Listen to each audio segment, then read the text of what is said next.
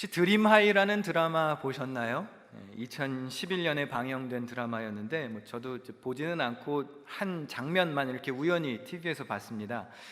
한 예술고등학교 학생들이 연예인이 되려고 스타가 되고자 도전하는 과정을 그린 드라마인데요. 재단 이사장 역할을 맡았던 배우 배용준이 공개 오디션 현장에 참석해서 학생들을 심사하는 장면이 있었습니다. 한 학생이 오디션을 보기 위해서 심사위원들 앞에 섰고, 그녀는 자신이 늘 엘리트라고 자부하던 그런 자타공인 최고 수준의 학생이었습니다. 그런데 결과가 좋지 않았습니다. 그래서 막 불만을 품고 심사위원들에게 따졌습니다. 그때 이사장 역할을 맡았던 배용준이 그런 말을 합니다. 우리 학교는 3류는 받지 않습니다. 그랬더니 이 학생이 더 불쾌해하면서 내가 3류냐며 막 따졌습니다. 그때 배용준이 이러한 답을 했습니다. 슬라이드를 한번 보실까요? 1류는 실력 있고 노력하는 학생이라고 생각해요. 2류는 실력은 없지만 노력하는 학생. 3류는 편견이 있는 학생입니다. 그게 학생을 탈락시킨 이유입니다. 편견, 한쪽으로 치우쳐진 생각을 말합니다. 대개 한 사람이 겪은 경험이나 자기가 알고 있는 지식의 틀 안에 갇혀 있는 사람이 자기 마음에 드는 판단을 내리고 편견을 만들어내죠. 결국 편견이란 내 마음에 드는 건 옳고 내 마음에 안 드는 것은 틀렸다고 말하는 지독한 자기중심적인 생각이 편견입니다. 지난주부터 새로운 설교 시리즈를 시작했습니다.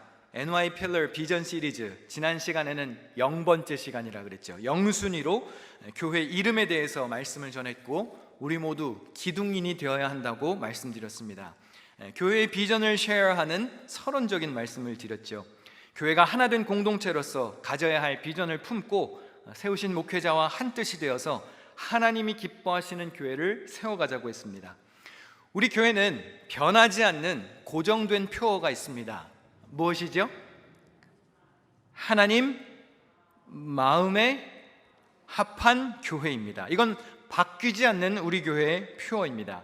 이 표어 아래에 매년 새로운 목회 주제를 정하여서 목회하고 있습니다. 올해 목회 주제는 죽게 하듯, 작년도 목회 주제는 견실. 그 전년도 또 기억나세요? 가까이. 그럼 2020년 것도 기억나세요? 앞에. 2019년 것도 기억나세요? 전심으로. 이렇게 목회 주제를 매년 새롭게 공유해서 하나님 마음에 합한 신앙생활을 하고자 힘쓰고 있습니다. 여러분, 교회는 하나님 마음에 들어야 합니다. 할렐루야. 교회는 하나님 마음에 들어야 합니다. 특정 사람의 마음에만 드는 공동체일 수 없습니다. 우리는 모두 다 다르죠. 성장 배경, 배움의 정도, 먹고 사는 방식, 정치적 성향, 취향과 입맛, 추구하는 가치, 이런 것들이 다 다릅니다. 이렇게 다양한 사람들이 모여서 신앙생활하는 곳이 교회입니다. 그런데 목회자가 모든 성도들을 어떻게 100% 만족시키는 완벽한 결과물을 만들어낼 수 있겠습니까? 한번 질문해 볼게요. 우리 1부 예배 때 오신 성도님들은 나름대로 선전하셨는데 2부 예배 때 오신 분들도 한번 기대해 보겠습니다. 여러분은 여러분의 담임 목사 설교가 좋으신가요? 이럴 땐 예의상이라도 아멘을 해야 되는 거 아닙니까? 다시 질문하겠습니다. 왜 오시는 거예요, 그러면? 여러분은 여러분 교회 담임 목사 설교가 좋으십니까?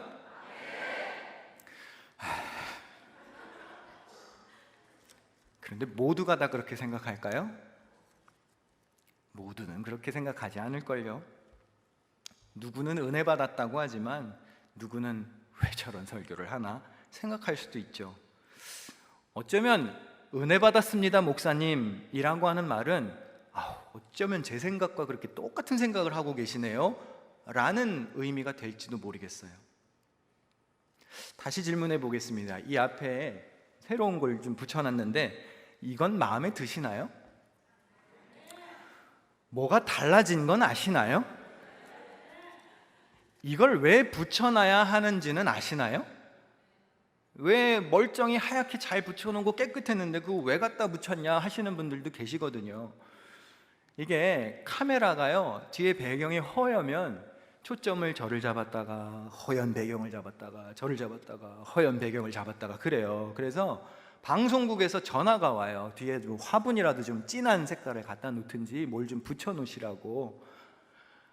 그래서 붙여 놓는 거예요. 다 이유가 있습니다, 여러분. 그런데 이게 디자인이 마음에 안 들 수도 있고, 저걸 왜 갖다 붙였냐, 유튜브를 보시는 분들은 이게 바뀌었네 그러면서 한두 마디씩 하면 제가 행복할까요? 스트레스 받을까요? 결국에 하나님의 뜻이냐 아니냐가 문제가 아니에요. 내 마음에 드느냐 안 드느냐에 대한 문제죠. 이것도 붙여놓다가 십자가 불 빨간 조명을 또 잘라 먹어가지고 하여튼 마음에 들게 일이 되는 게 하나도 없어요. 저도 또 전선을 끊어 먹었는데 목회자 4명이서 앉아가지고 납땜질 하다가 결국엔 태워 먹었어요. 우리가 납땜을 해봤어야죠. 사실 정도의 차이가 있을 뿐 우리는 다 자기 편견이 있는 연약한 사람입니다. 고작 내가 경험하고 아는 교회, 내가 체험한 작은 은혜, 내가 아는 성경 지식 수준 안에서 판단할 뿐이에요. 하지만 교회가 평안하여 든든히 서가려면 사람의 편견과 생각을 내려놓아야 하고 하나님의 마음에 들기 위하여 노력해야 합니다. 하나님 마음에 합하다라는 표현은 우리가 예전에 사용하던 개역 한글 성경에서 하나님이 다윗을 가리켜 했던 표현입니다. 하나님이 다윗을 친히 너는 내 마음에 든다 라고 말씀하셨습니다. 오늘 본문 21절 22절 다 같이 읽을까요? 시작. 하나님이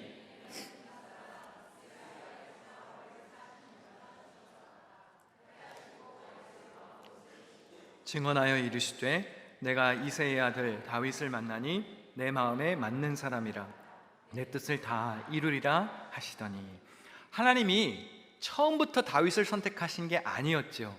사울이라는 왕이 있었습니다. 그런데 그를 버리셨어요. 버리신 데에는 이유가 있겠죠. 하나님의 말씀에 순종하지 않았기 때문입니다. 아말렉 족속을 제거해라 라는 명령을 내리셨는데 사울은 따르지 않았습니다. 사무엘 선지자가 사울을 질책하기 위해서 말을 했을 때 사울이 보였던 반응입니다. 사무엘상 15장에 내가 여호와의 명령과 당신의 말씀을 어긴 것은 내가 백성을 두려워하여 그들의 말을 청종했기 때문이라고 말합니다. 사울은 하나님보다 사람을 더 무서워했습니다. 이것이 버림받았던 사울 왕과 선택을 받은 다윗 왕의 차이입니다. 사람 눈치 보느라 하나님의 뜻을 살필 수 없었어요.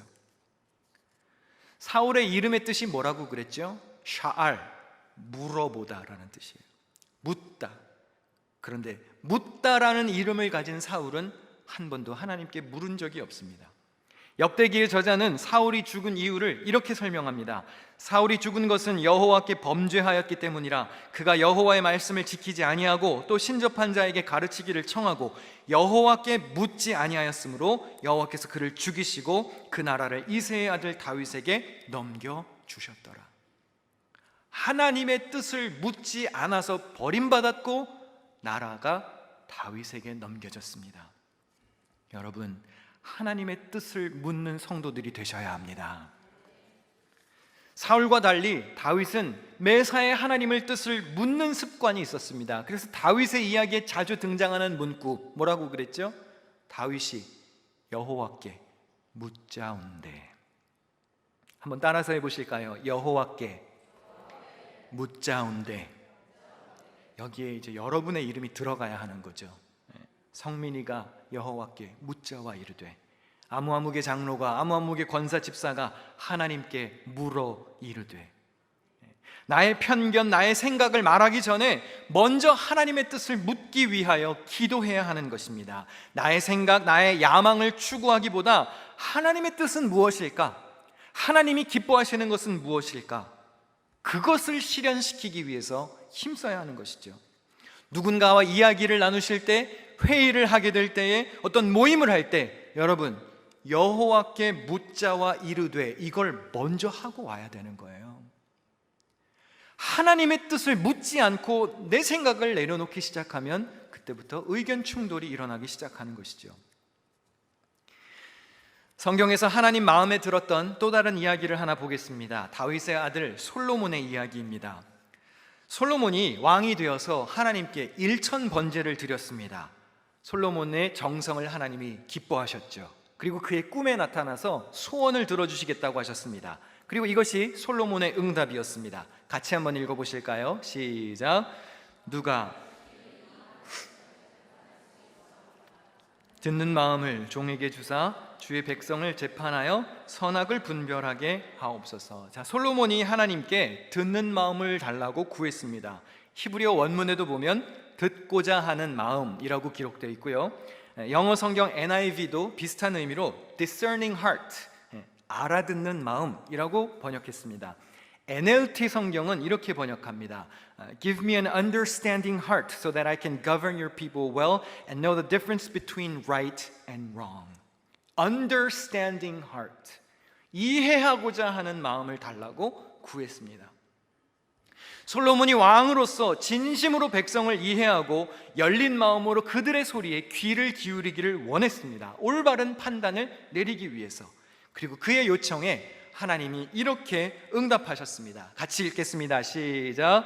솔로몬이 이것을 구하매 그 말씀이 주의 마음에 든지라. 이에 하나님이 그에게 이르시되 네가 이것을 구하도다. 자기를 위하여 장수하기를 구하지 아니하며 부도 구하지 아니하며 자기 원수의 생명을 멸하기도 구하지 아니하고 오직 송사를 듣고 분별하는 지혜를 구하였으니. 일단 솔로몬이 구한 것이 하나님 마음에 들었습니다. 할렐루야. 여러분, 우리가 하는 기도가 하나님 마음에 들어야 하지 않겠습니까? 나의 유익을 구하지 않고 백성을 잘 통치할 수 있는 능력을 주옵소서 구했더니 그것이 하나님 마음에 들었어요. 여러분, 이왕에 기도할 것이라면 하나님의 마음을 움직이는 기도를 하시기를 축원합니다. 근데 한 가지 흥미로운 것은 하나님이 솔로몬의 소원에 응답하시는 내용이에요. 자, 솔로몬이 하나님께 무엇을 달라고 구했죠? 예? 이러시면 안 되지. 한두 번 얘기한 것도 아닌데. 솔로몬이 하나님께 뭘 달라고 그랬죠? 솔로몬은 지혜라는 단어를 사용한 적이 없어요. 듣는 마음을 달라 그랬잖아요. 듣는 마음. 그런데 하나님이 뭐라고 응답하시죠? 네가 지혜를 구하는구나. 솔로몬은 뭘 달라 그랬다고요? 하나님, 듣는 마음을 주세요. 하나님의 응답은 네가 지혜를 구하는구나. 그럼 지혜가 뭐라는 말이에요? 듣는 마음이 곧 지혜라는 말입니다. 하나님의 말씀에 마음을 열고 듣고자 하는 것, 다른 이의 처지를 이해하려고 하고 그들의 필요를 따라 관심을 갖고자 하는 것, 그것이 지혜의 출발이라는 것이죠. 잠언에 이런 말씀도 있습니다. 여호와를 경외하는 것이 지혜의 근본이요 거룩하신 자를 아는 것이 명철이라고 했어요. 솔로몬이 전적으로 하나님을 의지했죠. 사람의 생각이나 세상이 말하는 대세보다 더 중요한 것은 하나님을 두려워하는 자세를 가졌느냐입니다. 하나님을 경외하는 사람만이 그의 말씀에도 귀를 기울일 수가 있는 거예요. 하나님이 뭐라고 말씀을 하실까? 하나님의 뜻은 무엇일까? 경외하는 자가 귀를 기울일 수 있겠죠. 지혜로운 사람이 되는 첫 번째 길은 솔로몬처럼 잘 듣는 습관을 갖는 것입니다. 그런데 여러분, 들을 때는요, 주의할 것이 있습니다. 들을 때는요, 끝까지 들어야 돼요. 끝까지 들어야 돼요. 이 설교도 중간에 듣고 끝나면 안 돼요. 결론을 들어야 돼요. 결론을. 한국말은 또 어떻죠? 다 들어봐야 알아요. 다 들어봐야. 뒤에 무슨 말이 나올지 몰라요. 오죽했으면 잠언 저자가 이렇게 가르칩니다. 같이 한번 읽겠습니다. 시작. 다 들어보지도 않고. 중간에 막 끼어들고 그러는 사람들 있잖아요. 습관적으로 말 끊고. 그거는 어리석은 거예요. 상대방을 존중하지 않기 때문에 그러는 거예요. 하나님의 마음에 드는 기도를 솔로몬이 했더니 솔로몬이요 뜻하지 않은 은혜도 입었습니다. 열왕기상 3장 13절에 내가 또 네가 구하지 아니한 부귀와 영광도 내게 주노니 네 평생의 왕들 중에 너와 같은 자가 없을 것이라 했어요. 솔로몬이, 다시 한번 질문할게요. 솔로몬이 하나님께 뭘 달라고 구했다고요? 듣는 마음을 구했어요. 부귀와 영광을 구한 적이 있나요? 없어요. 그런데 하나님이 구하지도 않은 것까지 주셨습니다. 왜 그렇죠? 하나님의 마음에 들면 우리의 필요는 하나님이 알아서 채워주시는 거예요. 먼저 주의 나라와 의를 구하면 하나님은 우리의 필요를 채우십니다. 야고보서에 이런 말씀이 있습니다. 여러분이 얻지 못하는 것은 구하지 않기 때문이요 구하여도 얻지 못하는 것은 자기가 쾌락을 누리는 데에 쓰려고 잘못 구하기 때문입니다. 무슨 말이죠? 응답을 받는 기도가 있고요 응답하시지 않는 기도가 있다는 거예요. 자기 자신을 위한 이기적인 기도, 정욕을 위한 기도는 하나님이 응답하시지 않습니다. 여러분, 하나님의 마음을 움직이는, 하나님의 마음에 드는 기도를 하시기를 축원합니다. 하나님의 마음에 든다는 개념을 예수님의 모습을 통해서도 한번 살펴볼까요? 예수님은 하나님 그 자체시죠. 완전한 신이기도 하지만 또 동시에 완전한 인간으로 이 땅에 오셔서 삶을 사셨습니다. 십자가에 달리시기 위해 붙잡히시기 전 겟세마네에서 하신 기도는 우리에게 잘 알려진 기도이죠. 예수님의 기도를 한번 다 같이 읽어보겠습니다. 시작. 나의 아버지, 그러나 나의 원대로 마시옵고 아버지의 뜻대로 하옵소서. 성도들에게 아주 유명한 기도이지요. 여러분, 하나님의 아들 예수이시라고 해도 그의 인간적인 마음으로는 그 고통의 쓴 잔을 마시고 싶지 않았던 거예요. 누가 그 길을 가고 싶겠습니까? 예수님일지라도 십자가의 길을 걷고 싶지 않으셨던 거예요. 그러나 최종적으로는 내 뜻이 아니라 어떤 뜻? 하나님의 원대로 하옵소서. 그게 하나님 마음에 합한 삶으로 나아가는 길이죠. 그런데 여기서 아주 중요한 것이 있습니다. 아버지의 원대로 하옵소서. 이렇게 기도만 하면 아무 소용이 없어요. 이렇게 하는 기도는 누구나 할 수 있어요. 지금 여러분도 하실 수 있어요. 하나님, 나의 원대로 마시옵고 아버지의 뜻대로 하시죠. 그거 얼마나 듣기 좋습니까? 있어 보이잖아요. 아버지의 원대로 하옵소서. 그런데 여기서 멈추면 그냥 감성팔이 신앙에 불과한 거예요. 결과물이 중요하죠. 결과물. 여러분, 판단은 기도를 보고 하는 게 아니에요. 열매를 보고 하는 겁니다. 이 앞에 나와서 기도 잘할 수 있습니다. 그런데 중요한 것은 그의 열매를 보는 거예요. 내가 새벽 기도회에 나와서 기도를 하고 예배 자리에 나와서 열심히 기도하는 거 좋습니다. 기도하셔야 합니다. 그러나 열매를 봐야 판단할 수 있는 거예요. 예수님이 나의 원대로 마시옵고 아버지의 원대로 하옵소서 라고 기도하신 것에 대한 결과가 무엇이었습니까? 이것이었습니다. 같이 읽어보실까요? 시작. 보라, 인자가 죄인의 손에 팔리느니라. 이게 핵심이에요. 이게 행동이 믿음을 증명해야 되는 겁니다. 열매가 분명해야 되는 거예요. 기도만 하면 뭐해요? 기도한 사람답게 살아야죠. 건강하게 해주세요 그러고 맨날 정크푸드를 먹어요. 그럼 건강할 수 있습니까? 하나님 은혜롭게 살게 해주세요 그래서 맨날 나가서 죄 지어요. 그럼 어떻게 은혜롭게 삽니까? 아버지의 원대로 하옵소서 말만 하고 아무 실천이 없다면 그것은 흉내내기 신앙에 불과합니다. 예수님의 이 다짐의 결과물이 무엇입니까?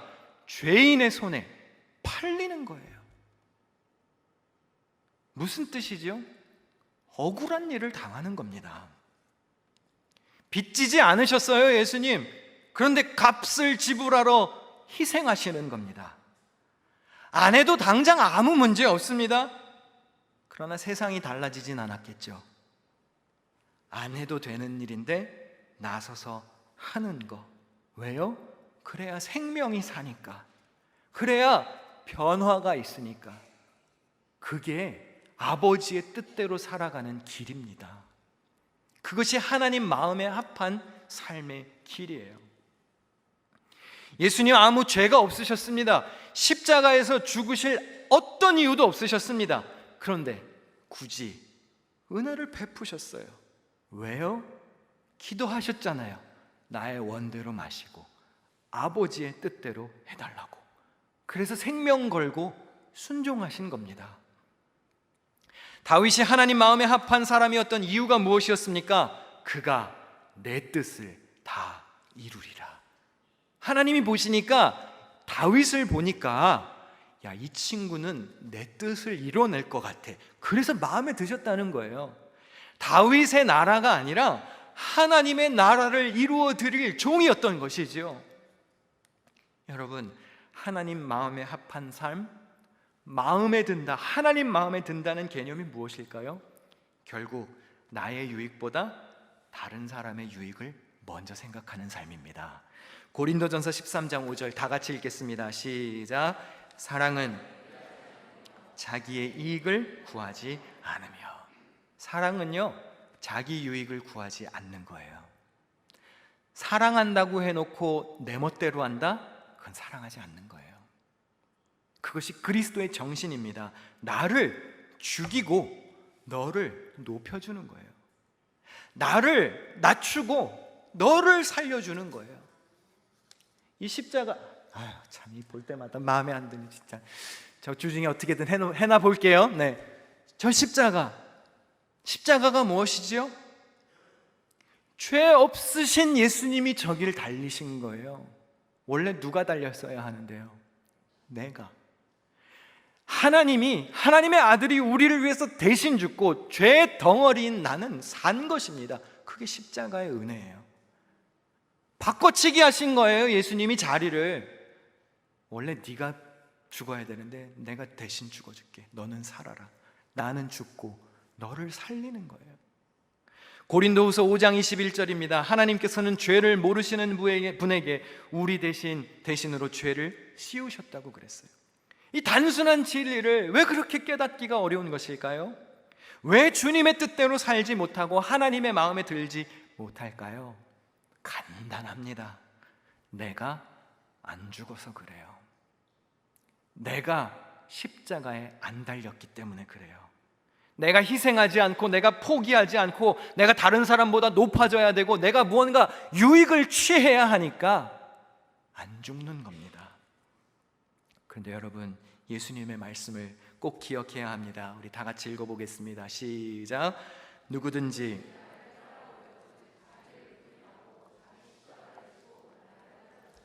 예수님을 따라가려면 1번, 나를 부인해야 됩니다. 2번, 자기 십자가를 들어야 돼요. 나를 부인하고 십자가를 들고 예수님을 따를 수 있는 겁니다.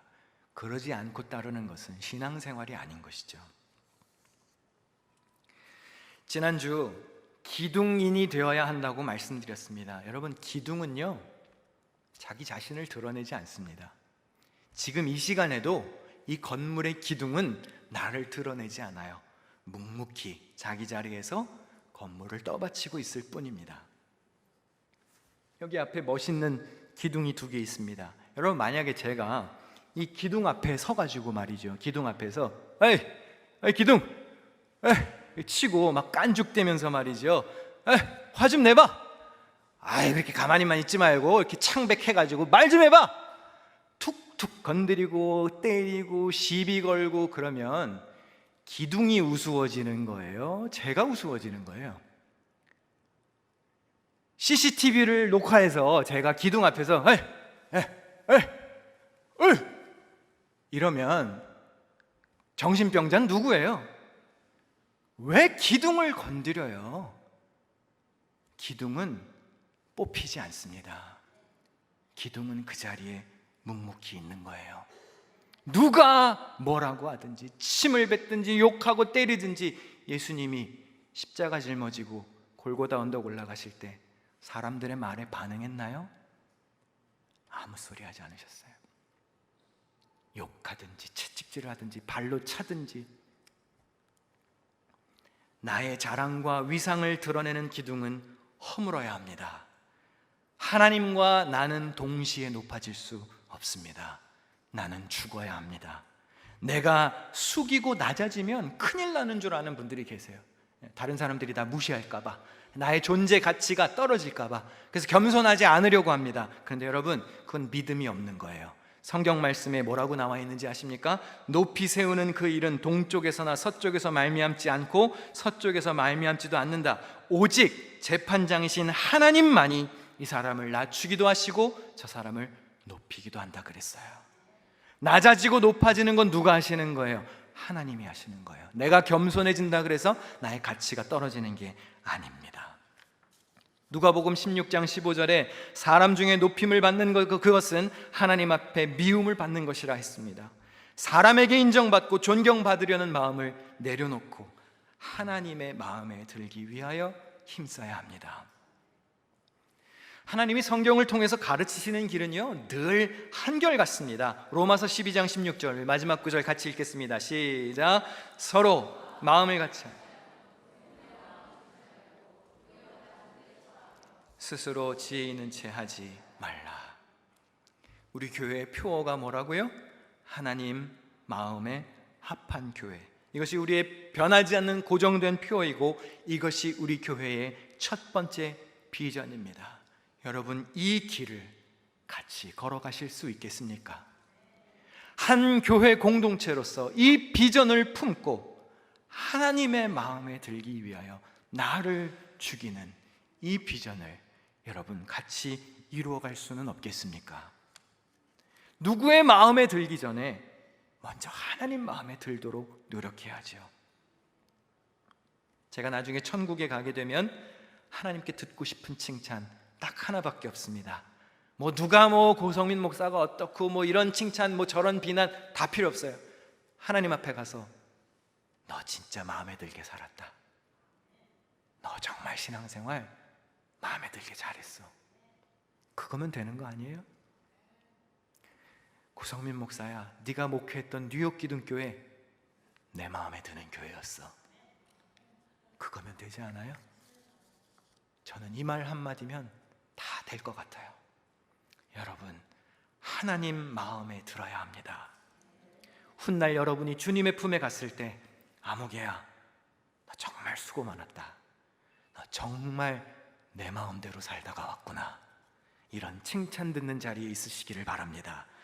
하나님 마음에 합한 사람들이 모여서 하나님 마음에 합한 교회를 이루어가는 그런 복된 주인공들이 되시기를 축원합니다. 기도하겠습니다.